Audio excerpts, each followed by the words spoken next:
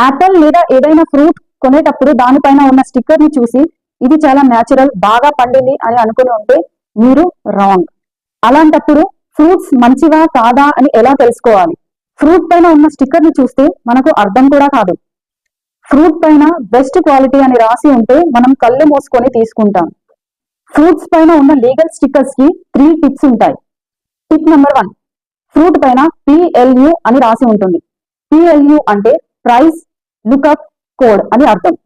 Fruit పైన ఉన్న sticker పై 5 digits code ఉంటే అది 9వ నంబర్ తో గనక స్టార్ట్ అయితే అది న్యాచురల్ గానే పండింది అండ్ మన హెల్త్ కి చాలా మంచిది అని అర్థం.